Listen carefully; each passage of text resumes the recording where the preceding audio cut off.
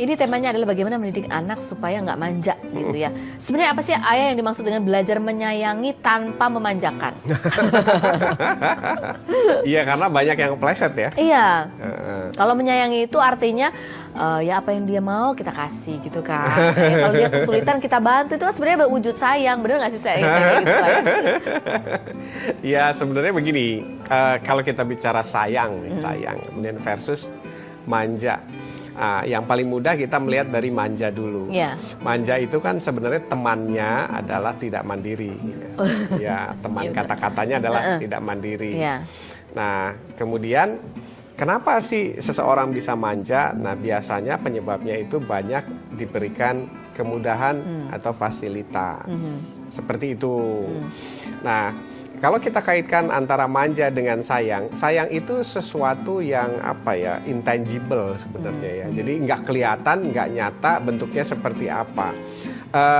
Makanya dalam satu agama dikatakan bahwa innama a'malu binniyah misalnya gitu ya. Segala sesuatu itu tergantung niat. Nah, sebenarnya sayang itu adalah niat. Nah, niat. Kemudian kita bicara pada tataran aplikasi. Nah, di aplikasi inilah seringkali kita terpleset. Nah, niatnya bagus, niatnya baik gitu, tapi sering masuk ke wilayah yang namanya memberikan kemudahan atau fasilitas. Iya. Nah, yang paling sederhana begini, yang paling sederhana, contoh yang paling sederhana ya, ada suatu ketika cerita nih, kupu-kupu itu ya, itu kan awalnya dari ulat yang sedang bertapa. Iya betul. Berhibernasi. Berhibernasi ya. Dia diem gitu. Nah, kemudian pada titik tertentu setelah dia jadi kupu-kupu, itu seluruh tubuhnya ya akan menggeliat sedemikian rupa. Nah, itu sebenarnya dalam proses menggeliat seolah-olah dia sedang berjuang keras. Memang bukan seolah-olah ya, dia sedang berjuang keras untuk keluar dari kepompong itu. Nah, suatu ketika ada orang yang kebetulan mengamati dan kasihan. Ya, kasihan. Akhirnya supaya dia nggak kelihatan sangat begitu beratnya keluar dari kepompong, sama orang tersebut dibantulah kepompongnya dikupas, dibuka. Akhirnya kupu-kupunya tidak menggeliat dan jatuh ke tanah, tidak bisa terbang. Sampai seterusnya dia tidak bisa terbang. Oh. Ya.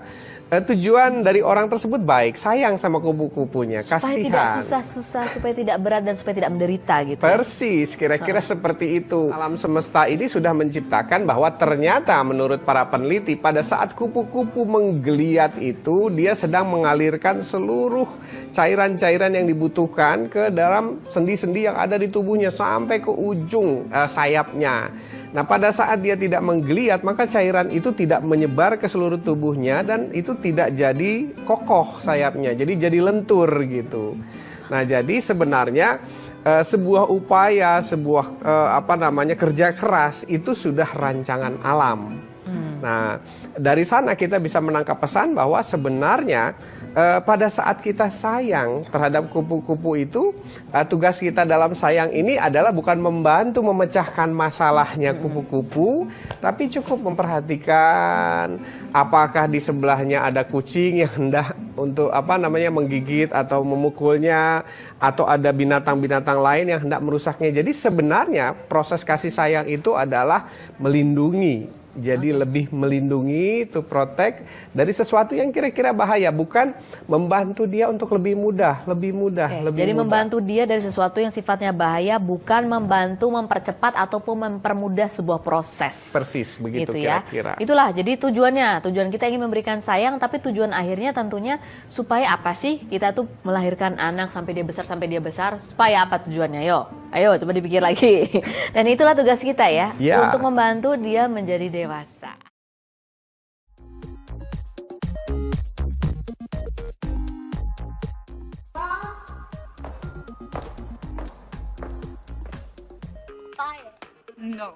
No, this is not. No.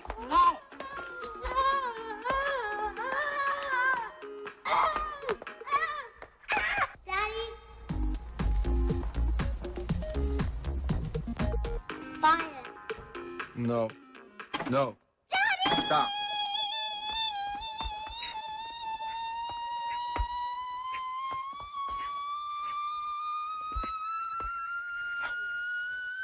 Okay, okay. Okay, fine, you win. You can have it.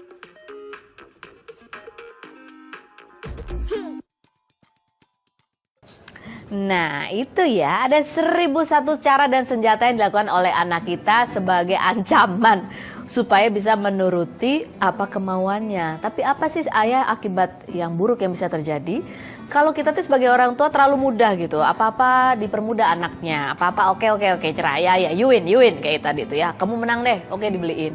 Apa-apa akhirnya gimana? Apa sih yang terburuk yang akan terjadi pada anak kita kelak? Dia akan memaksakan kehendaknya pada siapapun. Jadi orang pemaksa ya? Iya, siapapun. Kalau tidak dituruti? Dia akan mengamuk. Emosional, dia akan memaksa dengan berbagai macam cara. Dan makin tinggi usianya, ya kekerasan nanti yang dipakai. Oh gitu ya? Ya, kira-kira seperti itu. Oh, itu awal-awalnya sebenarnya.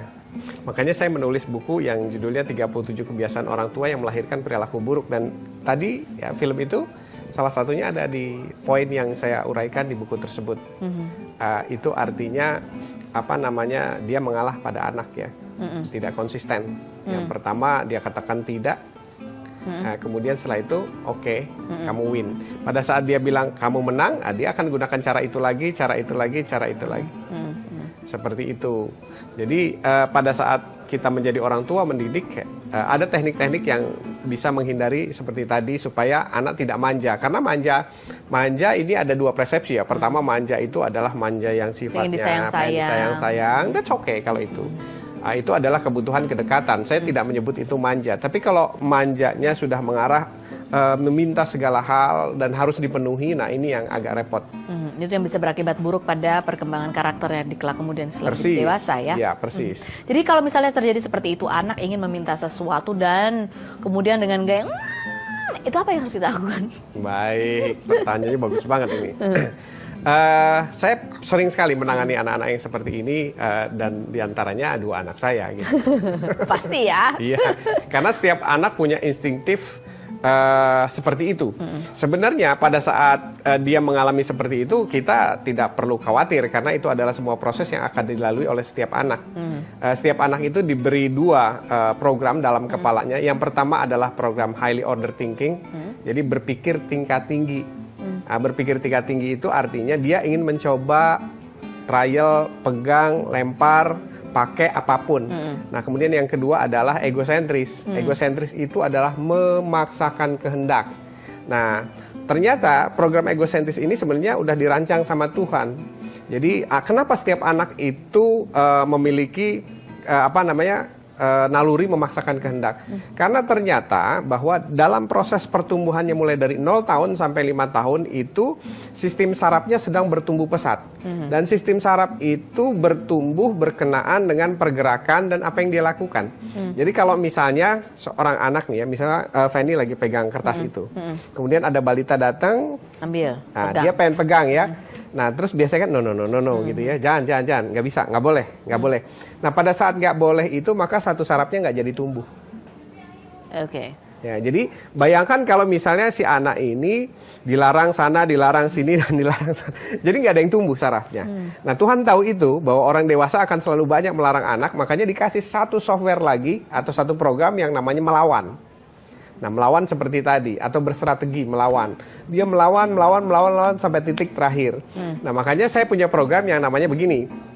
31 programnya. Gimana tuh? Jadi kalau misalnya seorang anak balita pertama kali melakukan itu, misalnya kita lihat di sini ada bebek, kemudian dia ambil ini satu kali, dia mainin, itu adalah dia lagi menumbuhkan saraf di kepalanya. 2 kali dia mainin, itu penguatan. 3 kali jadi satu saraf.